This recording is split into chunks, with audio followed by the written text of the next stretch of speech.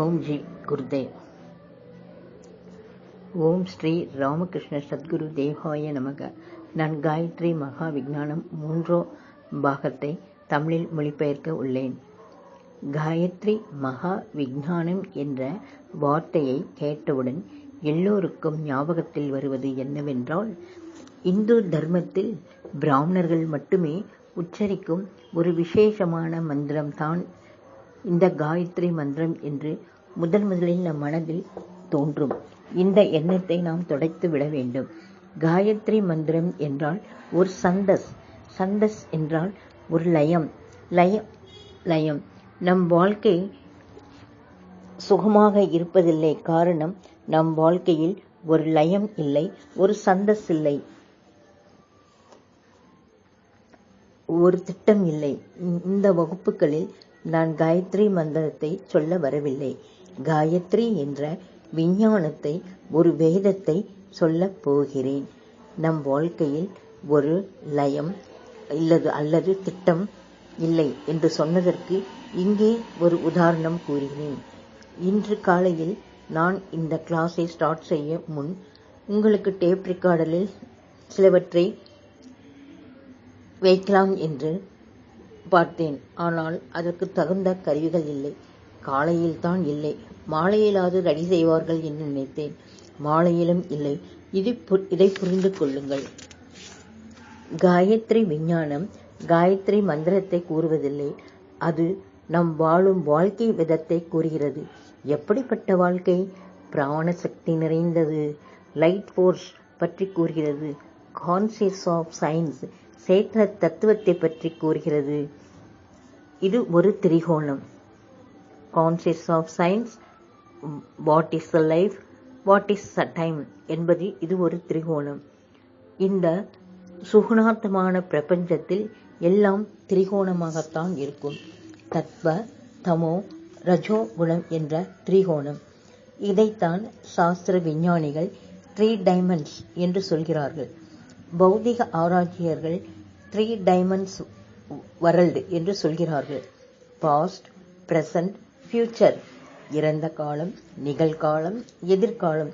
இது காலத்தை குறிக்கும் திரிகோணம். காலத்தை குறித்து சொன்னால் அதில் 3 பாகம் உள்ளது. ஒன்று சேத்திர தத்துவத்தை பற்றி கூறுகிறது.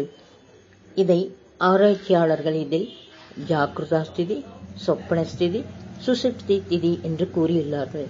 விழிப்புணர்வு, கனவுணர்வு, நித்ரை உணர்வு என்ற 3 திரிகோணம். நம் வாழ்வில் பார்த்தால் அதிலும் 3 கோணங்கள் உள்ளன. கணித ஜகத்து, விருட்ச ஜகத்து, ஜந்து ஜகத்து என்பவையாகும். இந்த திரிகோணம் நமக்கு பல இடங்களில் நம் வாழ்க்கையில் தெரியும். மற்றொன்று நம் சரீரத்தை சார்ந்தது. Brain, mind, soul. புத்தி, மனம், ஆத்மா என்ற திரிகோணம். மூளையை பிரதிபிக்க வைப்பது மனசு. மனசு, ஆத்மா இல்லை என்றால் மனசு இல்லை. ஆத்மாவின் 2 அவுட்லைன்களாக இருப்பது மனசு, பிரெயின். இந்த காயத்ரி மந்திரத்தில் கூட 3 பாகங்கள் உள்ளன. அது எதை சொல்கிறது என்றால், what is the life, conscious of science, what is the time. ஜீவன விதானத்தை முற்றிலும் சொல்வது காயத்ரி மகா விஞ்ஞானம். நம் சேத்திர தத்துவத்தை முற்றிலும் சொல்வது காயத்ரி மகா விஞ்ஞானம். காலத்தை பற்றி சொல்வதும் காயத்ரி மகா விஞ்ஞானம். ஓம் பூர் புவஸ்வஹ தத்சவிதுர்வரேண்யம் பர்கோ தேவஸ்ய தீமஹி தியோ யோன பிரச்சோதயாத். இதில் 3 பாதங்கள் உள்ளன. தத்சவிதுர்வரேண்யம் ஒரு பாதம், பர்கோ தேவஸ்ய தீமஹி 2ஆம் பாகம், தியோ யோன பிரச்சோதயாத் 3ஆம் பாகம். இன்று 3 பாதங்களில் திரிகோணம் இருக்கிறது. ஜீவிதம் என்றால் என்ன என்று சொல்வது காயத்ரி. சேத்திர தத்துவத்தை பற்றி சொல்வது காயத்ரி. காலத்தை பற்றி சொல்வது காயத்ரி. ஓம் பூர் புவஸ்வஹ தத்சவிதுர்வரேண்யம் பர்கோ தேவஸ்ய தீமஹி தியோ யோன பிரச்சோதயாத் என்பதற்கு ஒரு சிம்பல். இது 3. எல்லாவற்றுக்கும் ஒரு சிம்பல் இருக்கும். E=mc² nuclear formula. எல்லாவற்றுக்கும் ஒரு ஃபார்முலா இருக்கும். இந்த காயத்ரி மந்திரத்தின் ஃபார்முலா தான் ஜீவிதம் என்றால் என்ன, சேத்தன தத்துவம் என்றால் என்ன, காலம் என்றால் என்ன சொல்வது. உதாரணத்துக்கு E=mc² nuclear formula. Ohms formula P=IR. அதேபோல் வாட்ஸ், கரண்ட், ரெசிஸ்டன்ட் இது எலக்ட்ரிசிட்டியின் ஃபார்முலா. எல்லாம் 3 தான் இருக்கும். ஆனால் நாம் இப்பொழுது ஒரு சைடாகத்தான் பார்க்கிறோம். என்ன செய்தாலும் ஆலோசித்தாலும் என் பெயர், என் குணங்கள், என்னுடைய நடவடிக்கை பற்றி தான் நாம் நினைக்கிறோம். ஜாக்கிரதா ஸ்திதியில் தான் இருக்கிறோம். சொப்னஸ்திதி, நித்ரா ஸ்திதிக்கு செல்வதில்லை. இங்கேயே உங்களுக்கு புரிய வேண்டும். நான் கஷ்டப்படுவதற்கு காரணம் இந்த நிலைதான். நமக்கும் உலகத்தில் உள்ள மக்களுக்கும் வரும் சண்டைகள், ஜாதி மத சண்டைகள், கணவன் மனைவி சண்டைகள், நாட்டுக்கு நாடு வரும் சண்டைகள், ஃப்ரெண்ட்ஸ்க்கு வரும் சண்டைகள், மேலும் காலநிலை, தட்பவெப்பநிலை மாறுதல், இது எல்லாம் இதனால்தான் காரணம். இதற்கெல்லாம் காரணம் நம் கல்வி முறைதான். நம் கல்வி முறை சரீரத்தை பற்றி தான் இருக்கிறது.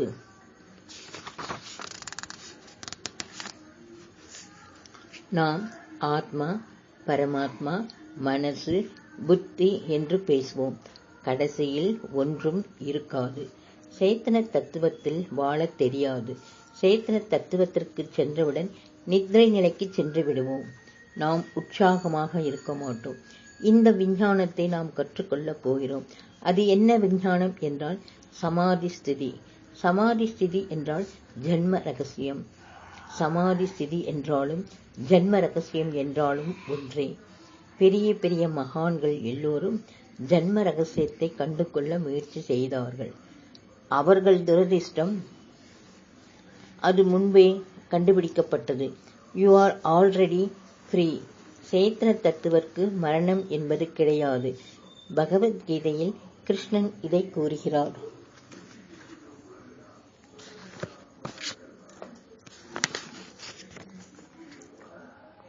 அஜோபி சன் நவ்ய ஆத்மா போதா நாமீஸ்வரோபி சன் பிரகிருதிம் தவமிஷ்டாயா சம்பவாம் யாத்மா மயாயா என்று கூறுகிறார். இந்த சேத்தன தத்துவத்திற்கும் ஆத்மாவுக்கும் மரணம் என்பதே கிடையாது. மிகவும் ஜாக்கிரதையாக கவனியுங்கள். சத்குருவுக்கும் கூட இதுதான். சத்குரு திரும்பவும் பிறப்பாரா பிறக்க மாட்டாரா என்ற சர்ச்சை நமக்கு வேண்டாம். பிறந்தவர்கள் இறப்பது நிச்சயம், இறந்தவர்கள் பிறப்பது நிச்சயம். இது ஒரு காலச்சக்கரம். இதற்கு ஒரு உதாரணம் நான் கூறுகிறேன். விஞ்ஞானத்தில் பார்க்கலாம். ஒரு கண்ணாடி டம்ளரில் தண்ணீர் ஊற்றி ஒரு குச்சியை வைத்து இதை வெளியில் வைத்துவிட்டால் அதை வெளியிலிருந்து பார்க்கும் பொழுது அது சாய்ந்து கோணலாக நமக்கு தெரியும். இது சயின்ஸ் தெரிந்தவர்களுக்கு இது கோணலாக தெரிந்தாலும் அங்கு கோணல் இல்லை என்று அவர்களுக்கு புரியும். ஆனால் சயின்ஸ் தெரியாதவர்களுக்கு அது கோணலாக தெரியும். இதைத்தான் கோணலாகத்தான் இருக்கும் என்று எண்ணுவார்கள். ஜன்மம் என்ற கோணல் நமக்கு இருக்கிறது, ஆனால் அது குருவிற்கு இல்லை. இதைத்தான் பகவத்கீதையில் பரித்ராணாய சாதுனாம் விநாசாய சதுஷ்கிருதாம் தர்ம சமஸ்தனாபார்த்தாய சம்பவாமி யுகே யுகே என்று கூறியுள்ளார். தர்மம் நிலைநாட்ட, அதர்மத்தை போக்க நான் திரும்பவும் திரும்பவும் பிறப்பேன் என்று கீதையில் கிருஷ்ணர் கூறியுள்ளார். இந்த சமாதி நிலையை நாம் சமாதி நிலையை பற்றி காயத்ரி மகா விஞ்ஞானம் கடைசி பாகத்தில் பார்க்கலாம். இந்த வகுப்புகளை அரிகதா காலட்சேபம் மாதிரி கேட்டுக்கொண்டு போக வேண்டாம். நாம் டிவியில் பல அரிக்கதைகளை கேட்கிறோம். எவ்வளவோ மக்களும் அதை கேட்கிறார்கள். யாரும் இதை கவனமாக பார்க்க மாட்டார்கள். ஒரு நோட் கூட எழுதிக்கொள்ள மாட்டார்கள். நாம் அங்கு சொல்லும் நல்ல கருத்துக்களையும் அனுசரிக்கக்கூட மாட்டார்கள். நான் சொல்லும் இந்த கிளாஸில் அப்படி நீங்கள் இருக்கக்கூடாது. சற்று கவனமாக நான் சொல்வதை கேளுங்கள். நான் சொல்லும் இந்த மேட்டர் எல்லாம் பிற்காலத்தில் கல்வி முறையில் சிலபஸாக போதிக்கப்படலாம். நமக்கு இருக்கும் பிரச்சனைகளையும் உலக பிரச்சனைகளையும் தீர்க்க இது உபயோகப்படலாம். அப்படிப்பட்ட கல்வி முறை தான் இந்த வகுப்புகள். நான் சொல்வதை மிக மிக கவனமாக கேளுங்கள். புரிந்து கொள்ள முயற்சி செய்யுங்கள். இந்த விஞ்ஞான பெயரிலே உள்ளது காயத்ரி மகா விஞ்ஞானம் என்று. மகா என்றால் கிரேட் என்று பொருள், மகத்தானது என்று பொருள். இந்த மகா விஞ்ஞானம் கூட 3 பாதங்களை கொண்டது. பூர் புவ ஸ்வஹ, ஜாக்ருதா ஸ்திதி, சொப்ன ஸ்திதி, சுசுப்தி ஸ்திதி என்று. இது எங்களுக்கு வேண்டாம், எங்களுக்கு புரியவில்லை என்றால் நாம் இப்படியும் வைத்துக் கொள்ளலாம். பாஸ்ட், பிரசன்ட், ஃபியூச்சர், இறந்த காலம், நிகழ்காலம், எதிர்காலம் என்றும் கூட வைத்துக் கொள்ளலாம். இது கூட எங்களுக்கு புரியாது என்றால் இப்படியும் வைத்துக் கொள்ளலாம். கணித ஜகத்து, விருட்ச ஜகத்து, ஜந்து ஜகத்து என்று. இன்னும் நாம் ஒரு படி மேலே சென்றால் சூரிய ஸ்திதி என்று சொல்வார்கள். சூரிய ஸ்திதி என்றாலும் சமாதி நிலை என்றாலும் ஒன்றே. இந்த 3 நிலைகளையும் சமமாக நாம் பயன்படுத்த வேண்டும். எப்படி பயன்படுத்துவது என்று சொல்வதுதான் காயத்ரி மகா விஞ்ஞானம். முதலில் நாம் தெரிந்து கொள்ள வேண்டியது, இந்த வகுப்பு பிரிவினைகளை நாம் ஒழிக்க வேண்டும். வகுப்பு பிரிவினைகள் என்றால் முற்காலத்தில் ஒருவரின் அவர் செய்யும் தொழில், அவரின் குணம், அவர் நடந்து கொள்ளும் விதம், இதை பொறுத்துத்தான் வகுப்பை அமைத்தார்கள். ஆனால் நாம் இப்பொழுது இருக்கும் அர்த்தமற்ற வகுப்பு பிரிவிலிருந்து விடுபட வேண்டும். நீ எங்கு பிறந்தாய், யாருக்கு பிறந்தாய், அதனால் தான் நீ இவருக்கு பிறந்தாய், அதனால் நீ இந்த வகுப்பை சேர்ந்தவன் என்று அர்த்தமற்ற வகுப்பு பிரிவினைகளை நாம் முதலில் அகற்ற வேண்டும். ஜன்மனா காயத்ரி சூத்ரகா. சூத்ரகான் என்றால் அன்எஜுகேட்டட் என்று பெயர். நாம் எப்படி டாக்டர், இன்ஜினியர், வக்கீல் என்று பெயர் வைத்தோமோ, அவர் செய்யும் தொழிலை வைத்துத்தான் அவருக்கு அந்த பெயர் வைத்தோம். அதுபோலவே ஞானத்தின் மீது ஆர்வம் உள்ளவர்களும் வாழ்க்கை என்றால் என்ன என்று தெரிந்தவர்கள்தான் பிராமின்ஸ். கர்ம மீது ஆர்வம் உள்ளவர்கள் சத்திரியன், பக்தி மீது ஆர்வம் உள்ளவர்கள் வைசியன். இதை நாம் கேட்பது மட்டும்தான் செய்கிறோம், கடைபிடிப்பதில்லை. இதை முதலில் நம் மூளையில் நன்றாக ஏற்றுக்கொள்ள வேண்டும். இதை நன்றாக புரிந்து கொண்டு நாம் கடைபிடிக்க வேண்டும். நான் சொல்வதை மிகவும் ஜாக்கிரதையாக கவனங்கள் கேளுங்கள். இது ஒரு சயின்ஸ், மகா சயின்ஸ். ஆனால் இதில் மிக மிக கவனம் வேண்டும். இதில் வரும் வார்த்தைகள், அதன் பொருள் மிகவும் வித்தியாசமாக இருக்கும். ஒரே வார்த்தை 2-3 விதமாக பொருள்படலாம். அதற்கு காரணம் இடம், பொருள், காலம் தகுந்தவாறு வார்த்தைகளின் மீனிங்ஸ் மாறுபடும். உதாரணத்திற்கு பிரஷர் என்றால் அழுத்தம் என்று பொருள். நாம் சாதாரணமாக சொல்லும் சொல்தான் இது. ஆனால் இந்த பிரஷரையை நாம் பிசிக்ஸ் லேபில் இந்த சொல்லுக்கு டையிங் ஏரியா என்று சொல்வார்கள். இந்த வார்த்தையின் மீனிங்ஸ் அந்த இடத்திற்கு தகுந்தவாறு மாறுபடுகிறது. தெலுங்கில் ராஜமயி என்றால் ராஜாவின் மனைவி என்று பொருள். மையமு என்றால் எருமை என்றும் பொருள் உண்டு. ராஜமையை தரிசித்துவிட்டு ஒருவன் வேலைக்கு போகிறான் என்றால் ராஜாவின் எருமையை தரிசித்துவிட்டு போகிறான் என்று பொருள் அல்ல. ராஜாவின் மனைவியை தரிசித்துவிட்டு வேலைக்கு போகிறான் என்று பொருள். சூழ்நிலை, இடம், காலம் இதை பொறுத்துத்தான் வார்த்தைகளின் மீனிங் மாறுபடுகிறது. இன்று சயின்ஸ் என்று நாம் சொல்வது பழங்காலத்தில் வேதம் என்று சொல்வார்கள். சயின்ஸ் என்றால் வேத விஞ்ஞானம் என்று பொருள். இந்த வேதத்தை 4 விதங்களாக பிரித்தார்கள். இந்த வேதங்கள் நம் வாழ்க்கையில் வாழும் விதத்தை குறிக்கிறது. ருக்வேதம், யஜுர்வேதம், சாமவேதம், அதர்வண வேதம் என்று அந்த 4 வேதங்களின் பெயர்கள். பழங்காலத்தில் ருக்வேதம் மிகவும் பழமையானது. நம் வாழ்க்கைக்கு சுபம் செய்வது, நன்மை செய்வது, மங்களம் செய்வது திசைகளில் தூர்ப்பு திசையை இது கொடுக்கும். இந்த காயத்ரி மகா விஞ்ஞானத்தில் வேதம், வாஸ்து, ஜோசியம், ஆயுர்வேதம் எல்லாம் கலந்து வருகிறது. இதை சமநிலை செய்ய கற்றுக்கொள்வதுதான் இந்த காயத்ரி மகா விஞ்ஞானம். இந்த 4 வேதங்கள் 4 திசைகளாகவும் சொல்லப்படுகிறது. இந்த 4 திசைகளில்தான் நம் வாழ்க்கைக்கு தொடர்பு இருக்கிறது. சுபம் நடக்க வேண்டும் என்றால் கிழக்கு திசை, தைரியத்திற்கு தெற்கு திசை, என்டர்டெயின்மெண்ட்டுக்கு மேற்கு திசை, நாம் சீரும் சிறப்பும் சுபமாக வாழ வேண்டும் என்றால் வடக்கு திசை. நம் வாழ்க்கை விதம் இந்த 4 திசைகளை கொண்டுதான் இருக்கிறது.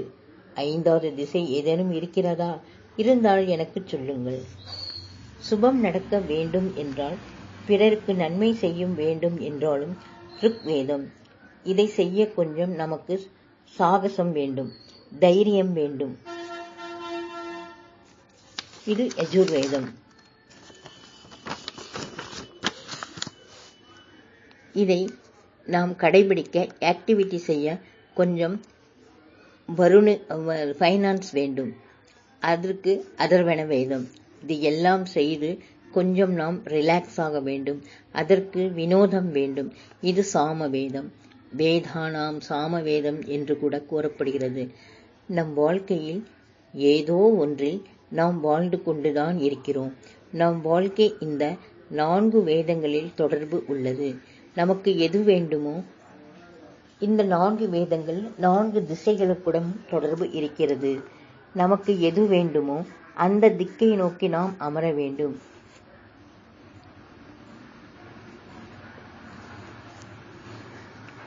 இதுதான் வாஸ்து என்றும் கூறப்படுகிறது. பிறகு கொஞ்சம் விரிவாக பார்க்கலாம். நாம் பூமி கிரகத்தில் வாழ்கிறோம். பூமி மீது ஒரு கிராவிட்டி, ஒரு ஈர்ப்பு சக்தி இருக்கிறது. அது எதனால் என்றால், ஆகாயத்தில் இருந்து ஒருவித காஸ்மிக் எனர்ஜி அல்லது பிராணசக்தி வருகிறது. நீங்கள் என்ன பெயர் வைத்தாலும் வைத்துக் கொள்ளுங்கள். இந்த பிராணசக்தி வடக்கு பக்கமாக வந்து தெற்கு பக்கமாக வெளியே செல்லும். நீங்கள் பூமி கிரகத்தில் இருக்கிறீர்கள். நீங்கள் விருப்பப்பட்டாலும் படாவிட்டாலும் இந்த காந்த அலைவீச்சு நார்த் போலில் இருந்து சவுத் போல் வழியாக பிரயாணம் செய்யும். இந்த காந்த அலைவீச்சு மின்காந்த அலைவீச்சுகளாக மாறும். அப்பொழுது பாசிட்டிவ் ஃபோர்ஸ், நெகட்டிவ் ஃபோர்ஸ் என்று பெயர் மாறிவிடுகிறது. அதன் தன்மையும் மாறிவிடுகிறது. அதே பிராணசக்தி தான். அதன் தன்மை இடத்திற்கு தகுந்தவாறு அதன் மாற்றம் ஏற்படுகிறது. உஷ்ணமாக இருந்தால் நாம் ஹீட் எனர்ஜி என்று சொல்வோம். அதிக வெப்பம் கூட இருக்கக்கூடாது. அதை குளிர வைப்போம். ஹீட்டுக்கு ஆப்போசிட் குளிர். நாம் பூமி கிரகத்தில் வாழ்கிறோம். நம் ரிஷிகள் இந்த வேத விஞ்ஞானத்தை எவ்வளவு அற்புதமாக கண்டுபிடித்துள்ளார்கள் என்பதை புரிந்து கொண்டு அதற்கு தகுந்தாற்போல் நம் வாழ்க்கை விதத்தை நாம் சுகமாக வாழலாம். நமக்கு என்ன வேண்டுமோ அந்த கதிர்வீச்சுக்கு எதிர் திசையில் செல்லக்கூடாது. அந்த கதிர்வீச்சு பயணம் செய்யும் திசையில் இயற்கையுடன் நாம் பயணம் செய்தால் நமக்கு வேண்டியது கிடைக்கும். இந்த கதிர் அலைகள் 4 விதமாக வேலை செய்யும். தூர்ப்பு என்றால் கிழக்கு, சுகம் வேண்டுமென்றால் கிழக்கை பார்க்க வேண்டும். படமரா என்றால் மேற்கு, நமக்கு சாகசம் செய்ய வேண்டும் என்றால் மேற்கு திசை. உத்தரம் என்றால் வடக்கு, சுபம் நடக்க வேண்டும் என்றாலும், மகிழ்ச்சி வேண்டும் என்றாலும், படிப்பு வேண்டும் என்றாலும், குருவின் அனுகிரகம் வேண்டும் என்றாலும் வடக்கு பக்கம் தேர்ந்தெடுக்க வேண்டும். தட்சிண திசை என்றால் தெற்கு, என்டர்டெயின்மெண்ட்டுக்கு. இந்த காலத்தில் நோ பர்பஸ் என்றால் பொறுப்பு இல்லை என்று பொருள். இந்த காலத்தில் பொதுவாக நாம் பயன்படுத்தும் வார்த்தை, இவனுக்கு எந்த பொறுப்பும் இல்லை, இவன் ஜாலியாக இருக்கிறான் என்று.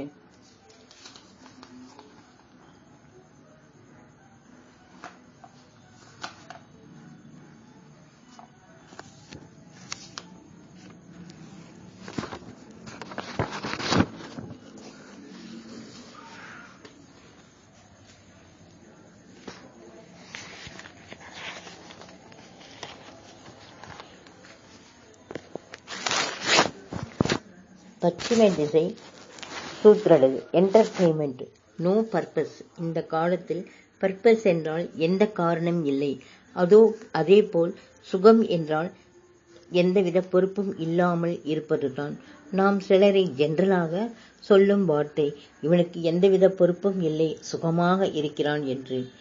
இந்த மனநிலை ஆலோசிப்பர் நமக்கு எதற்கு வருகிறது என்றால், பச்சிமை திசையில் நாம் ஞானத்தை சம்பாதிக்க முயற்சி செய்கிறோம். இதற்கு லெடான் எஜுகேட்டட் என்று பெயர். மற்ற 3 திசையின் கல்வியை, அறிவை நமக்கு கொடுக்கப்படவில்லை என்பதை புரிந்து கொள்ள வேண்டும். அதுவும் முக்கியமே, இதுவும் முக்கியமே. கஷ்டப்பட்டு உழைத்த பின் ஒரு ரிலாக்ஸ் வேண்டும், ஒரு என்டர்டெயின்மெண்ட் வேணும். அப்பொழுதுதான் நமக்கும் கொஞ்சம் நன்றாக இருக்கும். இதை நாம் பேலன்ஸாக வைத்துக் கொள்ள வேண்டும். இந்த பேலன்ஸை பற்றி கூறுவதுதான் காயத்ரி மகா விஞ்ஞானம். இந்த 4 வேதங்களை 4 வேதங்களாக பிரித்துள்ளார்கள். இந்த 4 வேதங்களில் காயத்ரி கூறுகிறது. மகா விஞ்ஞானத்தில் 4 பாதங்கள் இருக்கிறது. சுகமாக ஆனந்தமாக எப்படி வாழ வேண்டும் என்று பார்ப்போம். அதற்கு நமக்கு தேவை தைரியம், பொறுப்பு, மனவலிமை. இதற்கு அதர்வண வேதத்தை தெரிந்து கொள்ள வேண்டும். ரிலாக்ஸாக காம வேதத்தை தெரிந்து கொள்ள வேண்டும். இங்கே 4 வேதங்கள் உள்ளது. இதை நாம் சக்தி என்று சொல்கிறோம். இது எல்லாம் ஒவ்வொன்றும் சக்தியே. இதை நாம் மறந்து போகிறோம். இந்த சக்தியை நாம் ஆட்டமிக் எனர்ஜி என்றும் கூட கூறுவார்கள். இந்த சக்தி 4 வகைப்படும். உங்களுக்கு எது வேண்டுமோ அந்த திசையில் உட்காருங்கள்.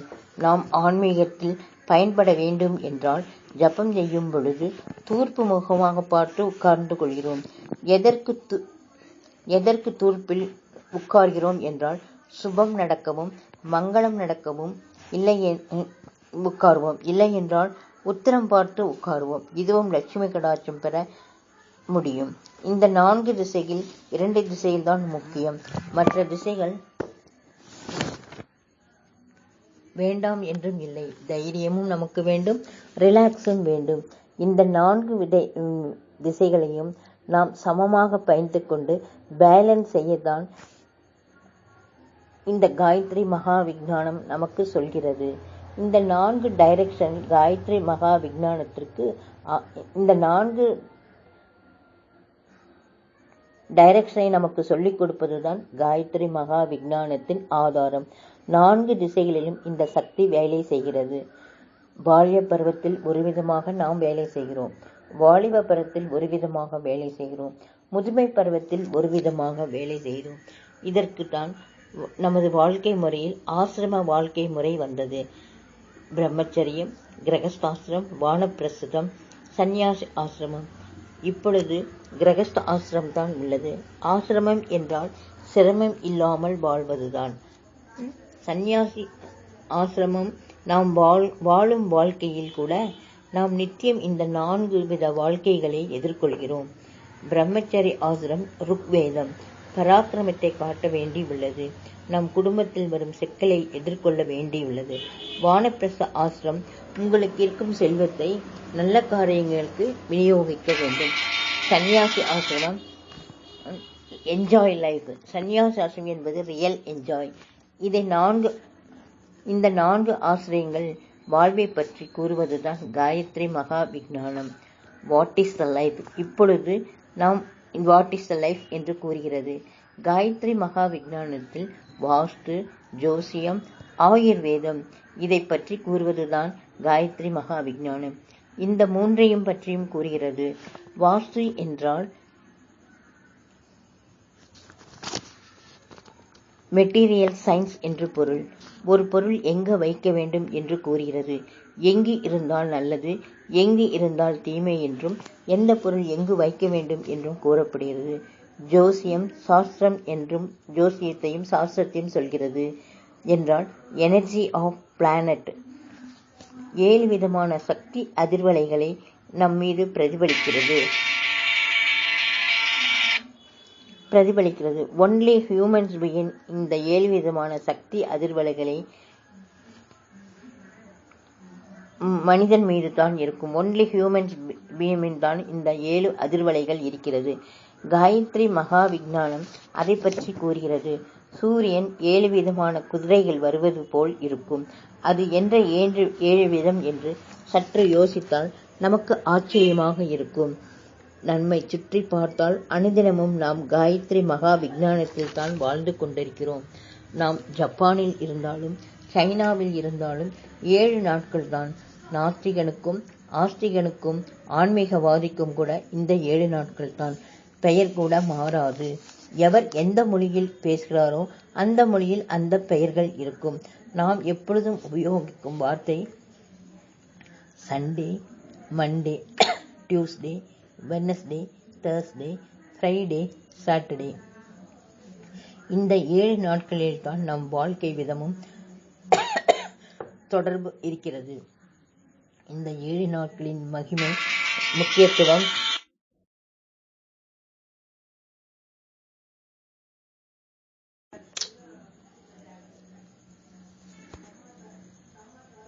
ஏழு நாட்களில்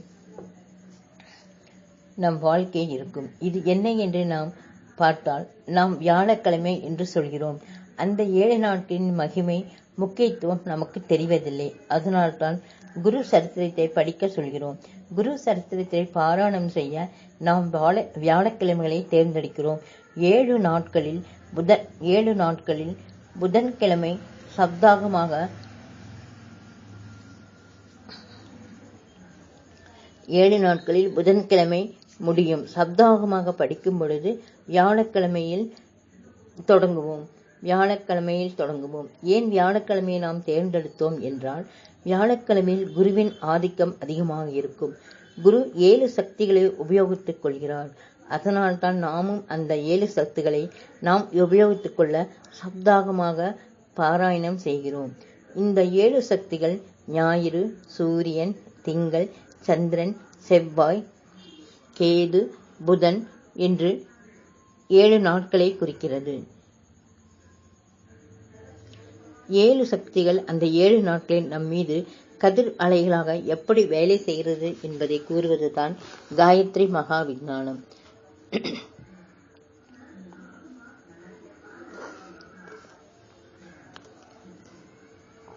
ஒவ்வொன்றும் மாணவ பிறவிக்கு பயன்படும் விதத்தை காயத்ரி விஞ்ஞானம் கூறுகிறது. இந்த கதிர் அலைகள் எப்படி உபயோகித்துக் கொள்ள வேண்டும் என்பதை நாம் மறந்துவிட்டோம். தினசரி நம் வாழ்க்கையில் இந்த 7 கதிர்வலைகளில் தான் உள்ளது. தூர்ப்பு சுக்கிர கிரகம் அக்னியின் வெளிச்சத்தில் உபயோகப்படுத்திக் கொள்கிறோம். இது ருக்வேதம். தைரியம் குசகிரகம் அக்னியில் எரியும் தன்மை உள்ளது. தூர்ப்பு தட்சிணம் இடையில் உள்ளது அக்னி மூலை. அந்த அக்னி மூலையில் சாய்பாபா அந்த அக்னியை உபயோகித்துக் கொண்டார். நமக்கு அந்த அக்னியை உபயோகித்துக் கொள்ள தெரிவதில்லை. இதை தெரியப்படுத்துவதுதான் காயத்ரி மகா விஞ்ஞானம். இதில் மிகவும் முக்கியம் வாய்ந்தது பிரதட்சணை. பிரதட்சணை என்றால் மிக மிக முக்கியம். சந்தானம் இல்லாதவர்கள் அஸ்வமரத்தை தினமும் 108 முறை ஒரு வருடம் சுற்ற வேண்டும். பிரதட்சணை செய்தால் பாவங்கள் போகும்.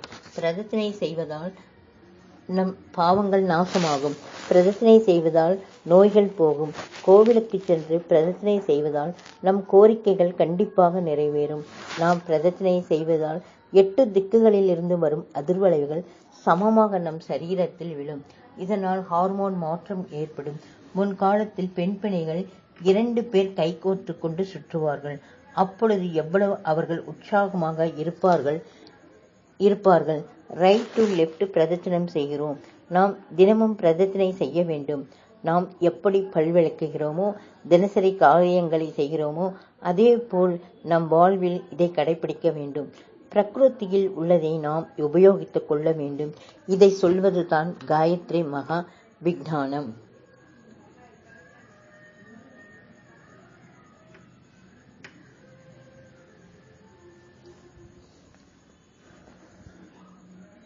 நான்கு திசைகள் இருப்பதால் தான் நாம் இருக்கிறோம். இதை வேத விஞ்ஞானம் நித்தியம், சாஸ்வதம், சனாதனம் என்று சொல்கிறது. இந்த சயின்ஸ் எப்பவும் சத்தியத்தான் பேசும். சூரியன் தூர்ப்பில் தான் உதைப்பான். இதைத்தான் நம் பாரத ஆன்மீகம் அக்னியை பற்றி தெரிந்து கொள்ள வேண்டும். இங்கு நாம் கொஞ்சம் டைவர்ட் ஆகலாம். நம் உடலை பற்றியும் தெரிந்து கொள்ள வேண்டும். சோல் ஆஃப் மெக்கானிசம் என்பதையும் சற்று தெரிந்து கொள்ள வேண்டும். வேதம் என்றால் நித்தியம், நூத்தன, சனாதனமாகும். அதேபோல் சயின்சி விஞ்ஞானம் நித்தியம், நூத்தனம், விநாதம். நாம் கொஞ்சம் அக்னியை உபயோகித்துக் கொள்ள நாம் கற்றுக்கொள்ள வேண்டும். இங்கு நம் சரீரத்தை பற்றியும் நாம் தெரிந்து கொள்ள வேண்டிய சிறு உதாரணம் கூறுகிறேன். ஜுவாலாகுல் மகரிஷி இதை பற்றி புத்தகத்தில் எழுதியுள்ளார். அந்த புத்தகத்தை வாங்கி படியுங்கள். நீங்கள் சொந்தமாக புத்தகத்தை வாங்கி படியுங்கள். நான் ஆசிரியராக 24 வருடம் எனக்கு அனுபவம் இருந்தும் இன்னும் எனக்கு சற்று புரியவில்லை. டெக்ஸ்ட் புக் வாங்க மனசு வராது பெற்றோர்களுக்கு. 12ஆம் வகுப்பு 10ஆம் வகுப்பு புக்ஸ் செகண்ட் ஹேண்ட் அல்லது தேர்ட் ஹேண்ட் வாங்குவார்கள். படித்து முடித்த மாணவர்களிடமிருந்து கேட்டு வாங்குவார்கள். Second hand, third hand books வாங்குவார்கள். ஆனால் அவர்களோ வினோதத்துக்கு, சினிமா போன்ற பொழுதுபோக்குக்கு குடும்பத்தோடு ஐமேக்ஸ் சினிமா தியேட்டர்களுக்கு சென்று செலவு செய்வார்கள். மேலும் இடைவேளையில் குளிர்பானங்கள், பாப்கார்ன்ஸ் போன்றவற்றுக்கும் வீண் செலவு செய்வார்கள். படிக்கும் குழந்தைகளுக்கு மட்டும் நியூ புக்ஸ் வாங்கி கொடுக்க மாட்டார்கள். டெக்ஸ்ட் புக் வாங்கி கொடுக்க மாட்டார்கள். யாரிடமாவது இருந்து வாங்கி படிக்கக்கூடாது. புக் என்றால் அக்னி தத்துவம். அந்த புக்ஸ் படிக்கும்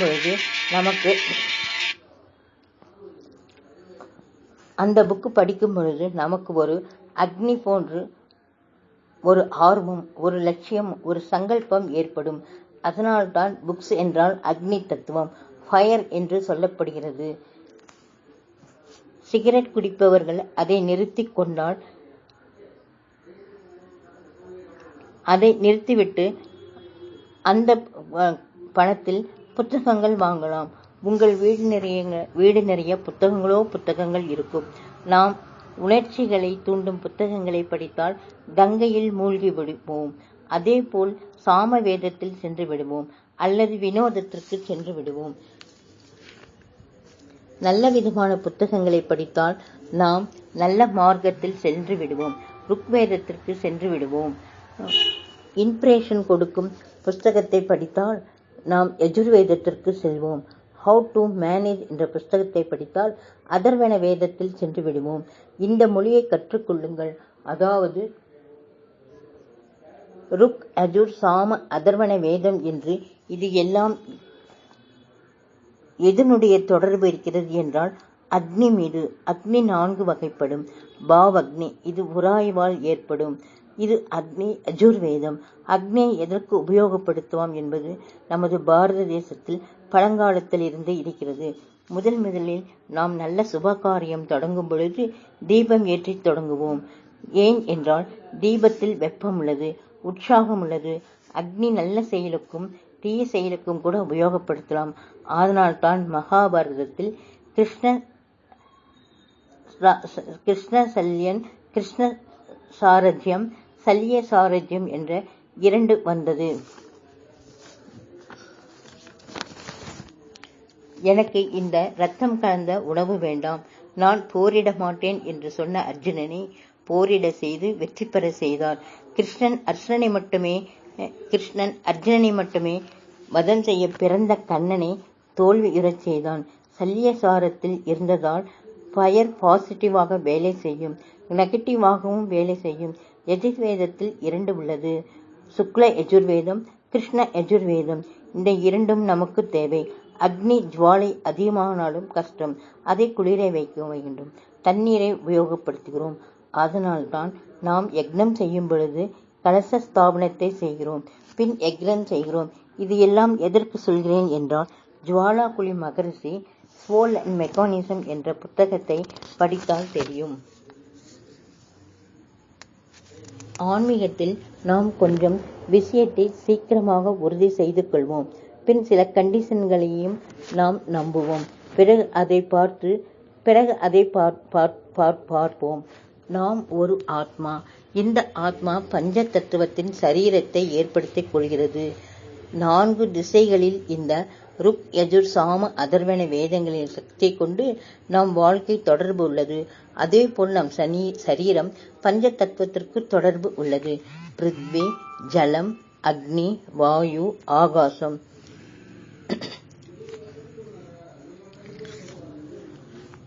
இதற்குத்தான் கீதையில்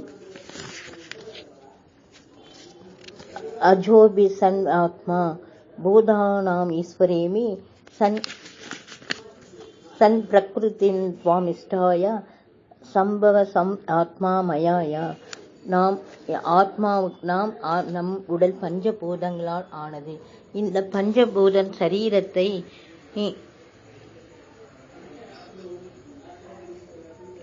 சரீரத்தை நாம்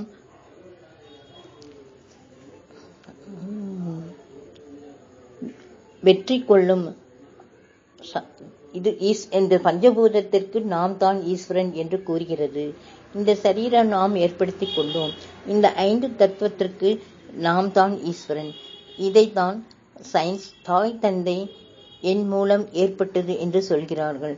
ஆனால் ஆன்மீக விஞ்ஞானம் எங்கு செல்கிறது என்றால், நாம் தாய் தந்தைகளை தேர்ந்தெடுத்துக் கொள்கிறோம் என்று நாம் கூறுகிறோம். ஆனால் சயின்ஸ் என்ன சொல்கிறது? ஜெனட்டிக் மூலமாகத்தான் நாம் தாய் தந்தையை எடுத்துக்கொண்டோம் என்று சொல்கிறது. தாய் தந்தைகளை நாம் தேர்ந்தெடுக்கவில்லை, தாய் தந்தையர்களை நாம் தேர்ந்தெடுத்துக் கொண்டோம். இதையெல்லாம்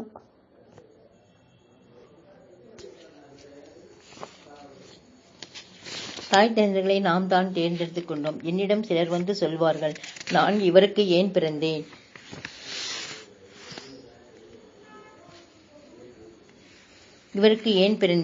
எனக்கு சுதந்திரம் இருப்பதில்லை என்று சில மாணவிகள் என்னிடம் வந்து கூறுவார்கள். ஆனால் அது தவறு. இந்த தாய் தந்தையரை நாம் வேண்டும் என்று ஏற்படுத்திக் கொண்டோம்.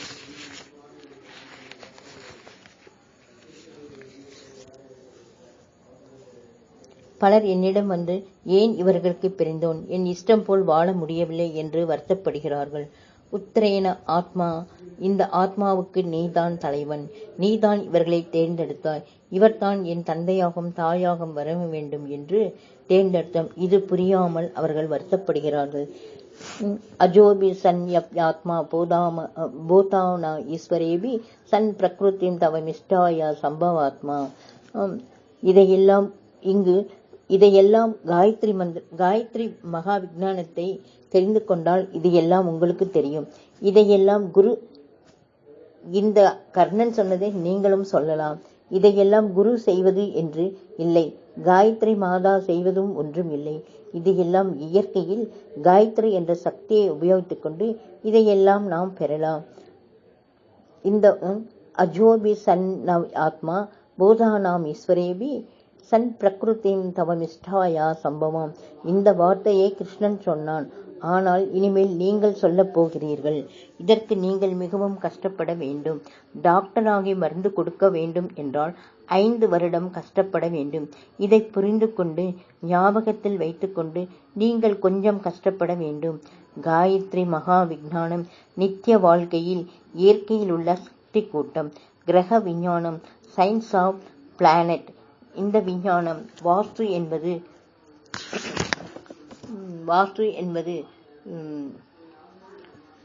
Science of material.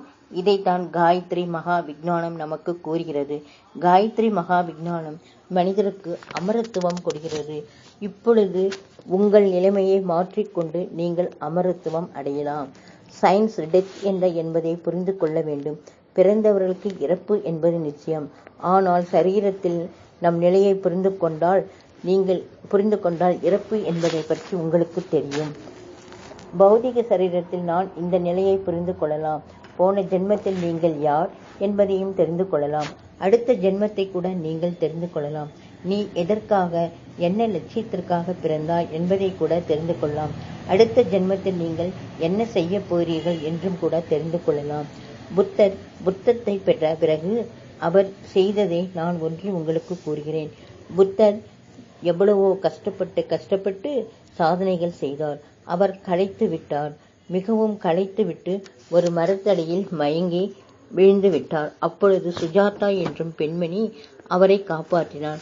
அவருக்கு இளைப்பாற செய்து உணவும் கொடுத்து காப்பாற்றினார். பிறகு புத்தர் புத்தத்தை பெற்றார். புத்தத்தை பெற்ற அவர் எழுந்து ஒரு நமஸ்காரம் வைத்தார். அங்கு இருக்கும் சீடர்கள், எதற்கு இந்த நமஸ்காரம் என்று கேட்டார். அதற்கு புத்தர், எனக்கு முதல் புத்தத்தை பெற்றவர்களுக்கு என்று கூறினார். மீண்டும் நமஸ்காரம் வைத்தார். இந்த நமஸ்காரம் எதற்கு என்று கேட்டதற்கு, வரப்போகும் புத்தர்களுக்கு என்று கூறினார். இந்த பரம்பரை ஒரு செயின் போல் தொடர்ந்து கொண்டே இருக்கும். நாம் இந்த வகுப்புகளுக்கு 10 நிமிடம் முன் வர வேண்டும். வந்து காயத்ரி ஜபத்தை எல்லோரும் கலந்து ஜபம் செய்ய வேண்டும். பின் கிளாஸ் நடக்கும். இந்த 3 நாட்களில் உங்களுக்கு எவ்வளவு புரியும் என்று எனக்கு தெரியாது. இதை நாம் மெல்ல மெல்ல அசை போட்டுக்கொண்டு சொன்னதை திரும்ப திரும்ப ஞாபகத்தில் வைத்துக்கொண்டு இந்த விஞ்ஞானத்தை நாம் மேலும் மேலும் மேம்படுத்திக் கொள்ள வேண்டும். வகுப்பு முடிந்தவுடன் தீப யக்ஞம் நடைபெறும். தீப யக்ஞம் நிறைந்தவுடன் சற்று நேரம் மௌனமாக நாம் இருக்க வேண்டும். காயத்ரி ஜபம் செய்தவுடனும் மௌனமாக இருக்க வேண்டும். தீப யக்ஞம் செய்தவுடன் மௌனமாக இருக்க வேண்டும். அதில் வரும் வைப்ரேஷனை நம் உடலில் ஏற்றுக்கொள்வதை நாம் கவனித்துக் கொள்ள வேண்டும்.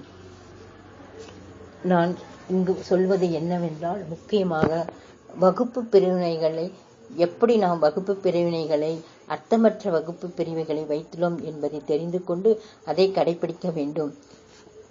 நமக்கு வேண்டியது நம் வேதங்களில் என்ன கூறுகிறது என்று, திசைகளை நாம் எப்படி உபயோகப்படுத்திக் கொள்ள வேண்டும், பொருளை எங்க வைக்க வேண்டும் என்றும் இவையெல்லாம் காயத்ரி மகா விஞ்ஞானம் கூறுகிறது. நான் திரும்ப திரும்ப சொல்வதே சொல்கிறேன் என்றால், இதை பற்றி உங்களுக்கு கேட்கத்தான் அதில் இருக்கும் விஷயத்தை உங்களுக்கு தெரியும். ஒருமுறை படித்தால் புரியாது. அதே பக்கத்தை 10 முறை படித்தால்தான் அதில் என்ன இருக்கிறது என்று சில பொருள்கள் நமக்கு புரிந்து கொண்டே இருக்கும். அதனால் காயத்ரி மகா விஞ்ஞானத்தை திரும்ப திரும்ப படியுங்கள், திரும்ப திரும்ப கேளுங்கள். மீண்டும் நான் 4வது பாகத்தில் உங்களை சந்திக்கிறேன். வணக்கம்.